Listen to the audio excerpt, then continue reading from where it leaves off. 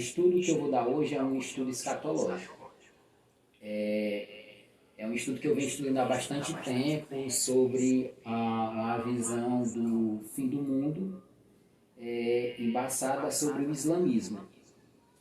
E os conceitos antigos que eu havia estudado antes, da questão política, geoeconômica, do Apocalipse, depois que eu comecei a ter essa visão sobre o Apocalipse, eu comecei a ir a mais fundo dentro da Bíblia e também do contexto histórico que a Bíblia tem sido inserida.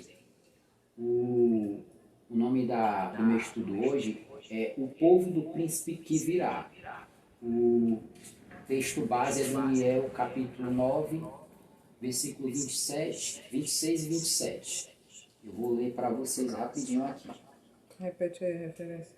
A referência é Daniel, capítulo 9, versículo 26, versículo 27. Depois das 72 semanas será morto o ungido e já não estará. E o povo de um príncipe que há de vir destruirá a cidade e o santuário. E o seu fim será num dilúvio. E até o fim haverá guerras. Desolações são determinadas. E ele fará firme aliança com muitos por uma semana. Na metade da semana fará cessar o sacrifício e a oferta de manjares. Sobre a asa das abominações virá o assolador, até que a destruição que está determinada se derrame sobre ele. Como a gente sabe, esses os versículos que são usados para determinar a origem do anticristo. Aqui é falando do sacrifício de Jesus, todo mundo já sabe disso. A gente estudou Daniel, a gente está por dentro do contexto, da história. Só que os teólogos, estudiosos de escatologia, usam esses dois fragmentos para identificar o anticristo. E aqui tem algumas coisas que eu gostaria de me aprofundar com vocês. O gênero mencionado no versículo 26 é evidente a Jesus Cristo. Foi morto, fala especificamente de um povo, de um príncipe que vai vir após a morte de Jesus. E aqui tem falando sobre o quê? Sobre no ano 70, onde Jerusalém é destruída pelo imperador Tito e o templo também é destruído. Acontece aquela invasão. Acredito que todos que concordem em dizer que o povo mencionado por Daniel não seria o próprio povo judeu, pois tudo parece indicar que Daniel falava de um povo que atacaria o seu povo e não que o seu próprio povo se atacaria. O povo mencionado não seria judeu. Assim também um príncipe que virá não poderá ser judeu. Desde quando Daniel proferiu essas palavras, até o dia que o santuário mencionado fora realmente destruído, passaram-se centenas de anos. A história nos conta que a destruição mencionada se deu apenas no ano 70, durante a liderança de Tito, imperador romano da época. É exatamente por isso a conclusão óbvia, por parte de inúmeros cristãos a respeito do texto de Daniel, foi: se o príncipe que virá é o anticristo previsto, e o povo que destruirá a cidade e o templo seria o povo do anticristo, então provavelmente o anticristo será um líder romano, já que foram os romanos que destruíram o templo, como profetizado por Daniel. Aí aqui é o grande insight que a gente tem que ver. Foram os romanos que destruíram, beleza. Só que aqui o versículo fala de um povo. E a palavra povo aqui não está falando de cidadania, ele está falando de etnia. Eu vou dar um exemplo para você, para ficar claro. Eu sou brasileiro, mas se eu morar nos Estados Unidos um tempo, eu posso ganhar a cidadania americana. Isso não quer dizer que eu vou ser, eu nasci lá e não vou ser americano. Eu continuo sendo brasileiro. E assim vai. Por exemplo, um exemplo claro disso. Lá em Atos 22, capítulo 22, versículo 28. Paulo está numa viagem deles, aí um dos comandantes de Roma quer bater nele. Só que ele diz, como ele é conhecido da lei, ele fala, como é que tu pode bater no cidadão romano? Mas a gente sabidamente sabe que Paulo, ele é judeu de judeus. Ele era um judeu ultra-ortodoxo. Sendo assim, porque ele é romano? Porque o pai dele comprou o título que é passado hereditariamente. E por isso ele tinha a cidadania romana.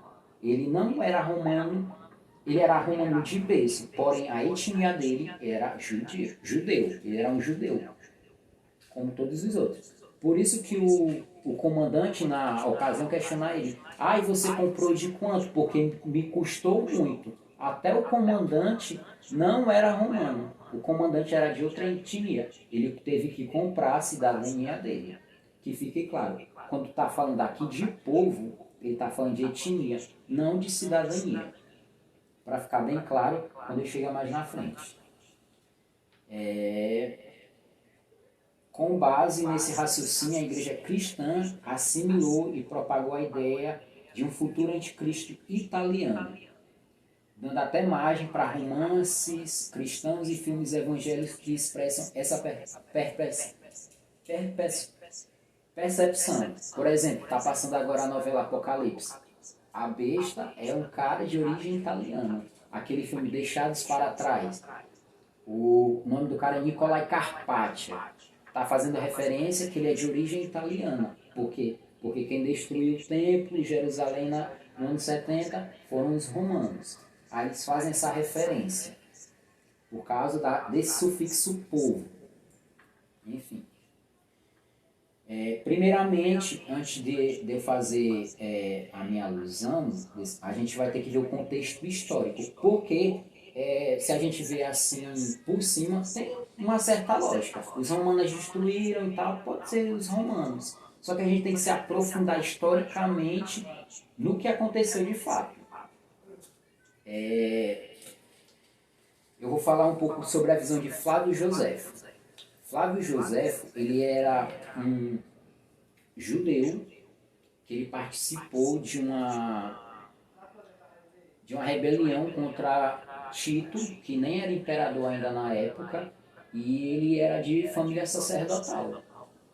O nome Flávio Joséfo é o nome dele latinizado, é o nome dele romano. Deixa eu entrar aqui.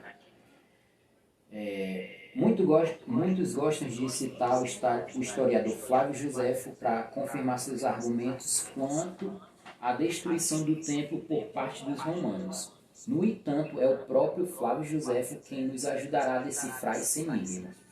Yosef ben Matiyahu Bar Kohin é o nome dele em hebraico, mais conhecido em português como Flávio Joséfo. Nasceu no ano 37 depois de Cristo e faleceu por volta do ano 100 depois de Cristo. Nascido em Jerusalém, de família sacerdotal, foi criado na melhor tradição judaica, recebendo boa educação para os padrões da época. Segundo sua autobiografia, seu conhecimento era minucioso quanto aos ensinamentos nos textos tradicionais da Torá, sendo que mais tarde José procurou por iniciativa própria os ensinamentos dos saduceus, fariseus e essênios. Ainda jovem chegou a ser um dos líderes do reduzido exército que se rebelou contra os invasores romanos e depois da derrota entregou-se aos romanos, caindo nas graças de Vespasiano, que era o imperador da época. Comandante das legiões romanas, do imperador romano, recebeu o título de cidadão. Ele era judeu, mas recebeu também o título de romano. Por isso que o nome dele foi alterado também. E recebeu o título de cidadão romano e foi nomeado Flávio. Por que Flávio? Porque o nome da dinastia que estava na época dominando era a dinastia Claudiana. Existe a dinastia Juliana, que é dos Júlio Césares e dos Augustos. Passou a residir em Roma e escreveu algumas obras históricas, entre elas A Guerra dos Judeus. A Guerra dos Judeus é um livro de Flávio Joséfo que é dessa grossura, é um livro muito famoso. Tipo assim, se você quer ter alguma referência bíblica sobre o que se passava naquela época, é um bom livro que eu indico, porque tem contando muito a visão ocular de quem estava lá na época, no caso, Flávio Joséfo.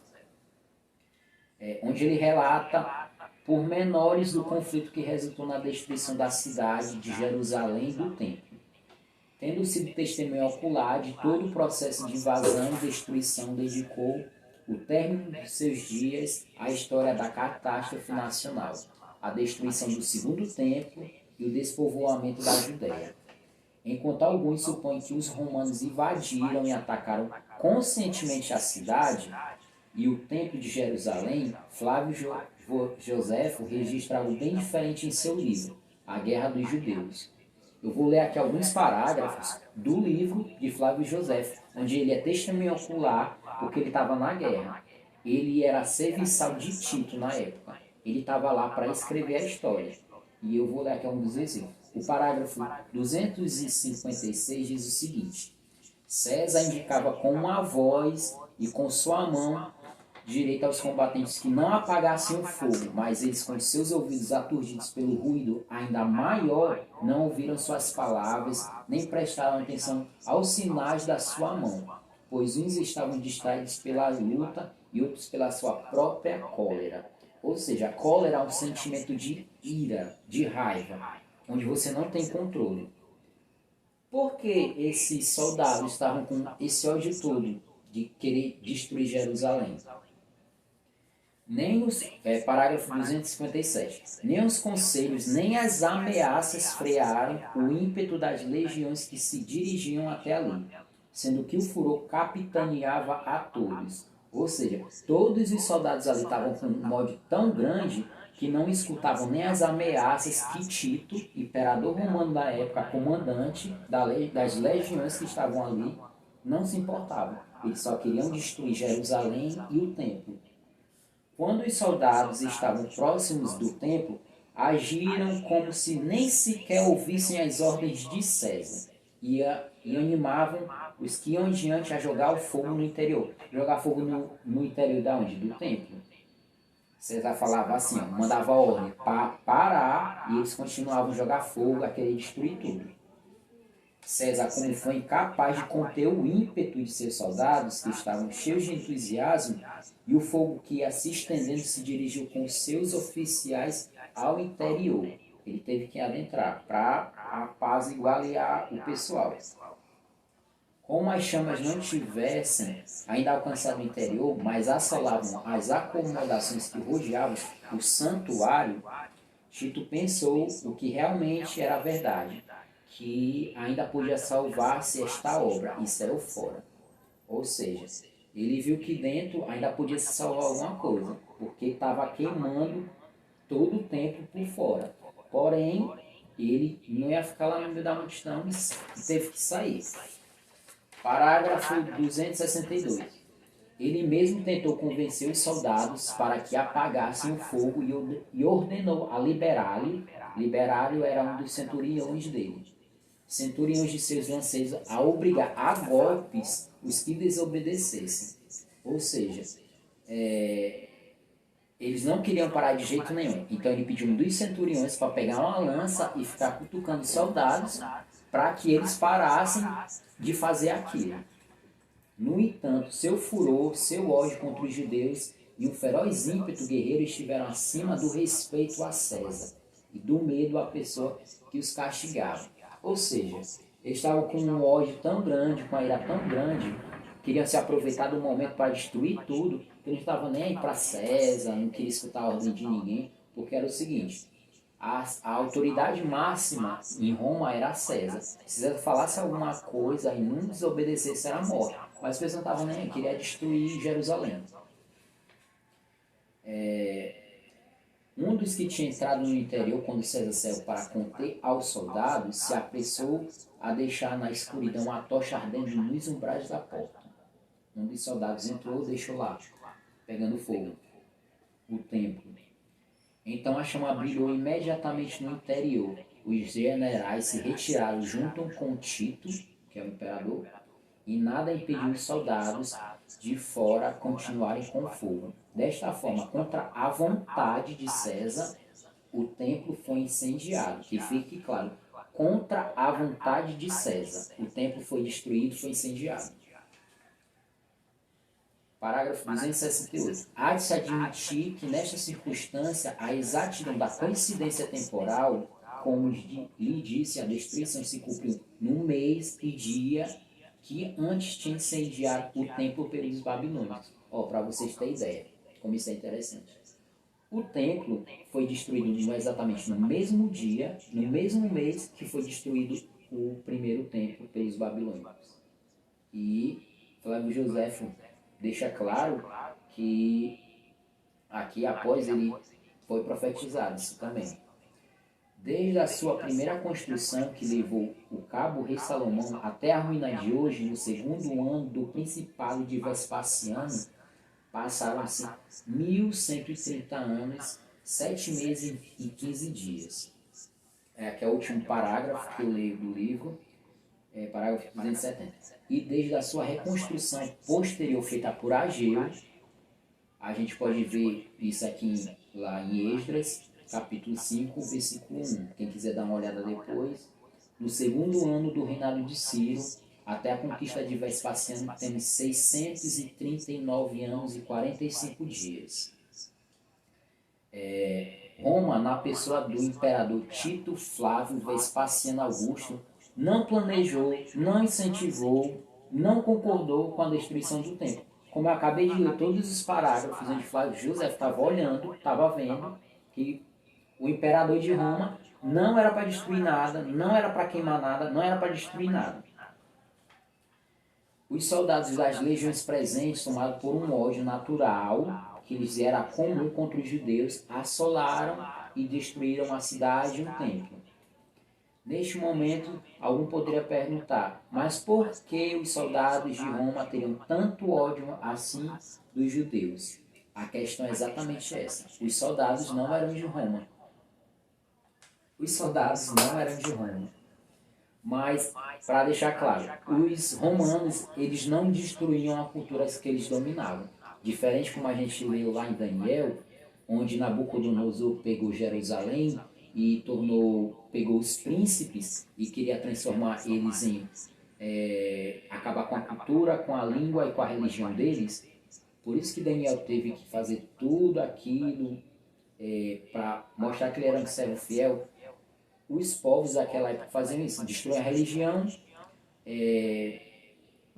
a cultura do povo e agregavam. Os romanos não faziam isso, os romanos faziam o contrário. Eles pegavam, agregavam a cultura deles. Por exemplo, os romanos pegaram o mesmo panteão de deuses dos gregos que eles haviam conquistado e só mudaram o nome. A língua falada pelos romanos era o grego. A Bíblia foi escrita em grego, e grego koiné, que é o grego comum, apesar da língua oficial do Império ser o latim. Mas a Bíblia foi escrita em grego, porque eles falavam em grego comumente.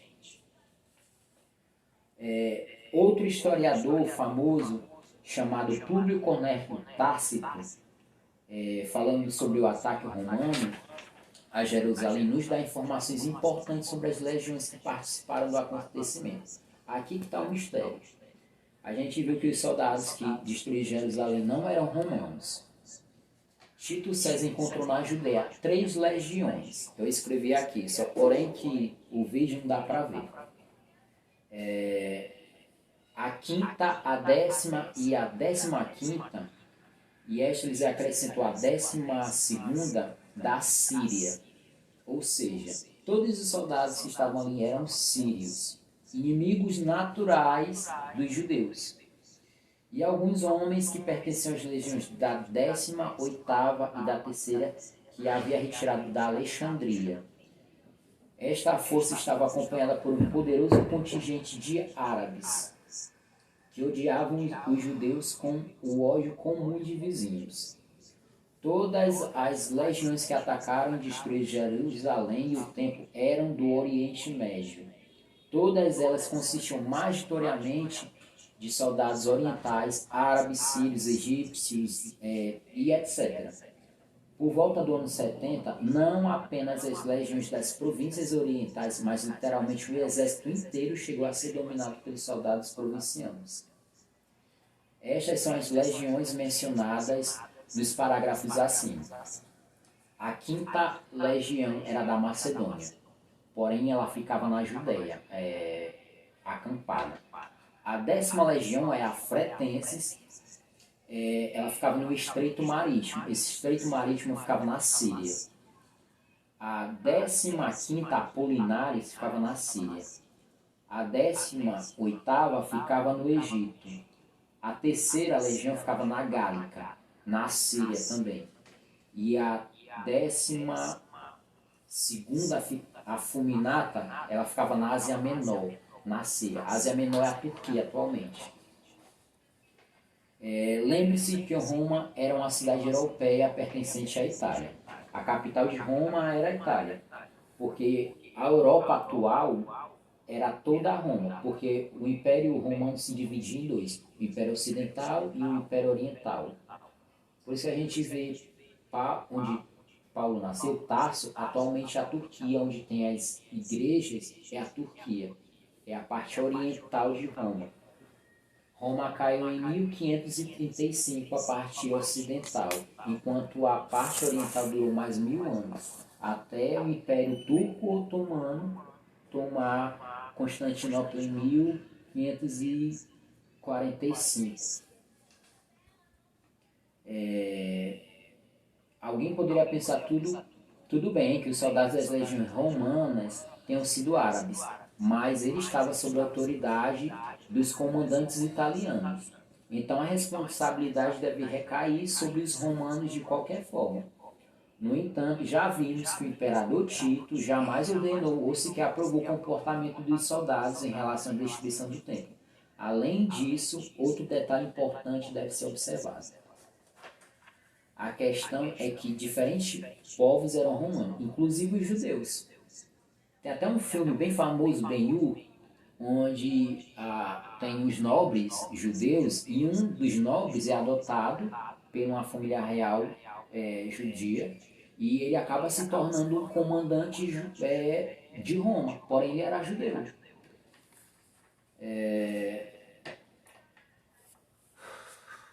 Entrar aqui vai já, tá bom. A palavra hebraica usada em Daniel 9, 26, que eu traduzi para o povo, ela nunca foi usada no sentido de cidadania, mas sempre no sentido de etnia. Quando Daniel profetizou sobre o povo do príncipe que virá, ele falava sobre um governante que emergia do mesmo povo, cuja etnia eram os homens que destruíram Jerusalém e o templo, como veio acontecer no ano 70 da nossa era. Assim como Paulo, cuja etnia era judaica, mesmo que estivesse na cidadania romana, da mesma forma, o texto está falando da etnia do povo do anticristo. Ou seja, ele está falando da origem, da etnia árabe, no caso, que atualmente os descendentes de Ismael e de Esaú, se você ver no mapa mundo geopolítico, a grande maioria são árabes. Você pode pegar ali um mapa antigo e botar por cima do atual e todos são árabes. Os árabes, sírios e descendentes de Ismael, de forma geral, mesmo como soldados romanos, destruíram a cidade, o templo e o futuro príncipe deste povo, mencionado na profecia de Daniel, é o anticristo. Será um deles, também descendente de Ismael, um príncipe que virá do norte de Israel, cuja convicção religiosa exige a decapitação de infiéis e todos que declaram que Jesus Cristo é Filho de Deus.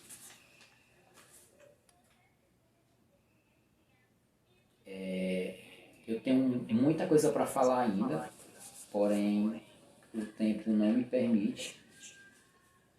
Eu gostaria de falar mais porque eu escrevi muita coisa, mas pronto, eu vou falar aqui sobre essa visão que eu tenho desses povos árabes. Eu estava fazendo um estudo em cima da escatologia árabe. O negócio é, se você pegar a nossa escatologia bíblica e pegar a escatologia árabe, ao contrário. O nosso Cristo, Jesus Cristo, nosso Salvador, é o anticristo deles. O anticristo nosso é o Salvador deles. O falso profeta nosso é o profeta deles. É um negócio tão tão fora do normal, e porque assim, a gente sabe que para os judeus, qual é o texto sagrado deles? É a Torá. Porém, eles têm uma tradição escrita, uma tradição oral, que é o Talmud, que é passado de pai para filho. E assim tem também os árabes. Os árabes ele têm uma tradição escrita, sagrada, que é o Alcorão, e tem uma tradição falada, oral também, que é as Sunnas, ou Hadiths. Quem escreveu isso? Foi Maomé. A religião islâmica, ela se propagou no século VII, quando Maomé teve visões com o anjo Gabriel e ele foi pregado por um cristão da época. Aí ele era casado na época e o cara falou para ele, não, eu acho que você é profeta. Vá lá falar com o meu povo é judeu, eles sabem melhor do que eu. Aí ele foi lá, falou com os judeus e os judeus fizeram o que ele riram dele. Depois disso, Maomé passa por uma segunda fase, que é a fase violenta de Maomé, onde ele começa a conquistar pela espada. Depois que ele começa a conquistar pela espada, ele pega e mata todos os homens, de crianças a adultos, daquela aldeia, do cara, que riram dele. Ele matou 700 homens numa noite, mas ele matou como? Degolando, decapitando. Porque existe um conceito árabe, onde se decapitar é cortar a cabeça de trás para frente, e degolar é o contrário. E o Alcorão, ele deixa isso bem claro, que os infiéis, eles têm que ser decapitados, como assim diz a Bíblia. E eu vi a alma dos decapitados. Rapaz, eu comecei a questionar isso. Aí eu comecei a me aprofundar nesse assunto. Vendo a visão deles, eles estão esperando o anticristo, que é o salvador deles. Eu escrevi um monte de folha aqui, mas eu não vou ter como ler. Vai, menino, entra.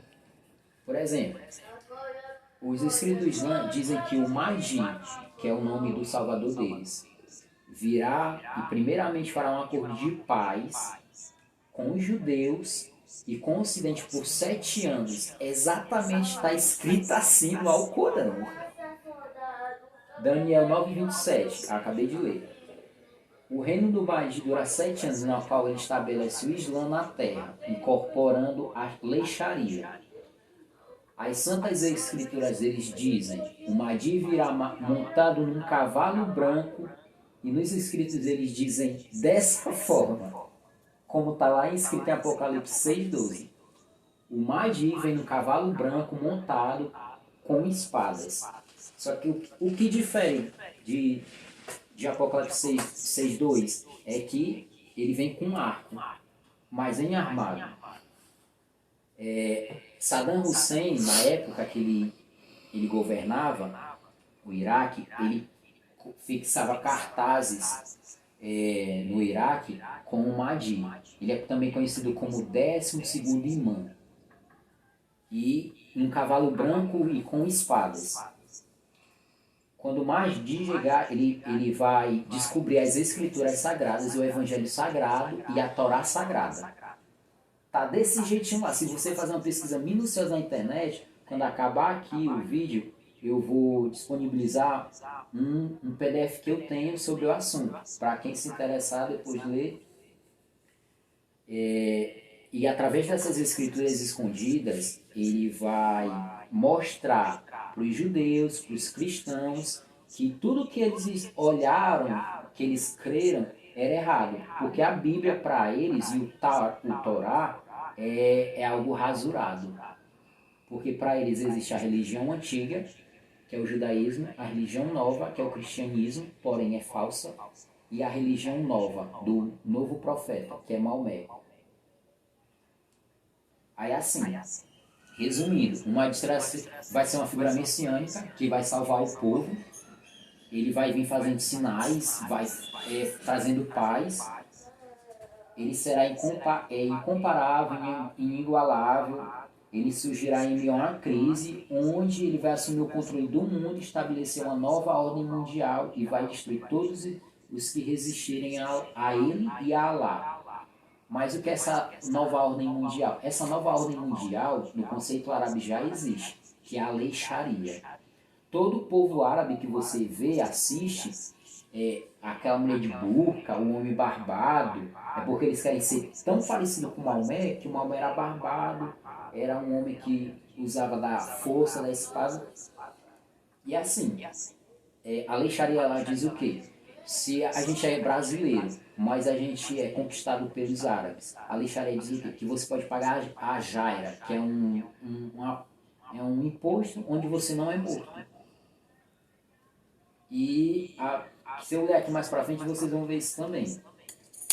Aí o Mahdi, ele vai conquistar Israel, ele vai massacrar os judeus, porque o Alcorão deixa claro, judeu é chamado de porco e cristão é chamado de fiel. É dessa forma que está lá. Se você ler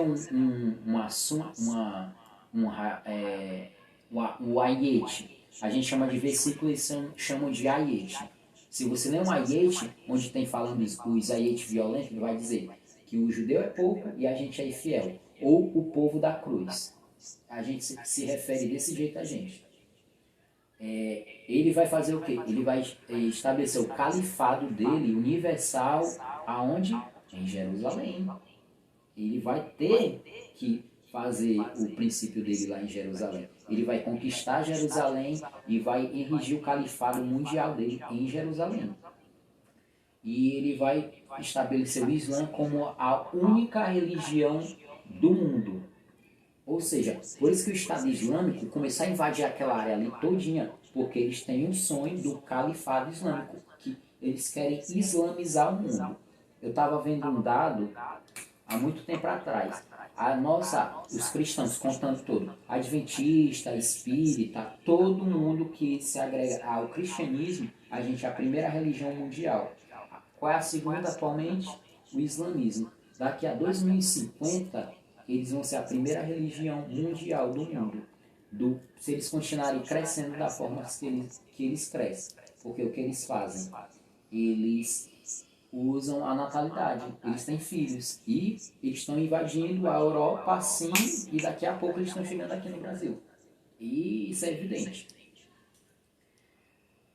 Aí, eu detalhei perfeitamente quem é o Mahdi, porém, eles também esperam a volta de Jesus Cristo, que eles chamam de Isa, que é na língua árabe, Isa.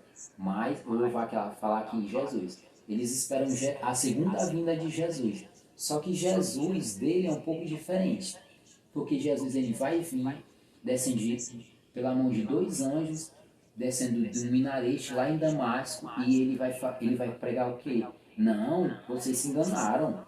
Eu não era Deus. Eu não sou Deus. Eu sou um homem. Não sou filho de Deus. Porque Alá, o maior pecado que um árabe pode escutar é dizer que Deus foi criado, Deus é pai e Deus é filho. Por isso que eles matam um cristão, porque é blasfêmia para eles. Aí Jesus vai voltar e vai dizer para os cristãos: não, vocês estavam equivocados. Eu não sou isso, eu não sou aquilo. Eu não fui criado, eu não sou Deus, eu não sou. Isso que eu estou falando, eu li. Tá lá. Você pode ver. Tá tudo escrito lá. Jesus vai voltar, vai dizer que ele não é Jesus. Que a gente estava enganado. Que ele é um profeta assim. Como Elias foi, como... enfim, outros profetas fizeram sinais, ele também fez.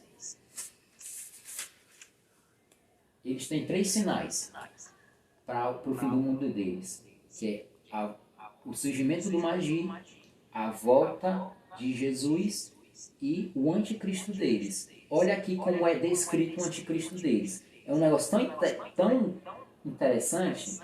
Ó. Jesus, anticristo.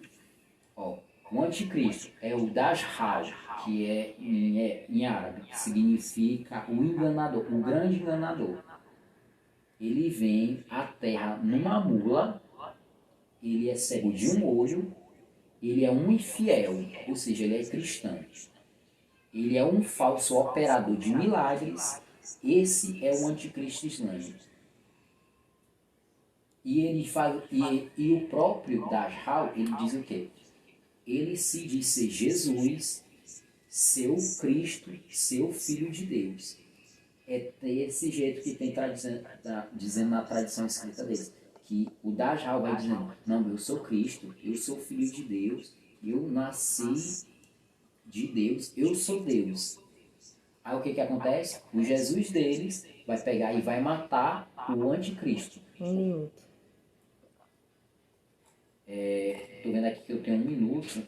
Eu vou fechar com oração. E logo após eu vou disponibilizar o PDF para quem quiser continuar no assunto. Amém? Então, fechando nossos olhos. E obrigado, meu Deus, por essa noite, Senhor. Essa noite de ensino, onde o Senhor nos trouxe o entendimento de uma palavra nova, de um conceito novo. E eu espero só vir agregar, Senhor, para os nossos membros, os nossos membros, Senhor, pois o Senhor é fiel na nossa vida, meu Deus. Continua abençoando, Senhor, Martestinho, Senhor, e que abra o entendimento de cada um, Senhor, para nós estarmos preparados, Senhor, para o futuro que há de vir, Senhor. Nos dá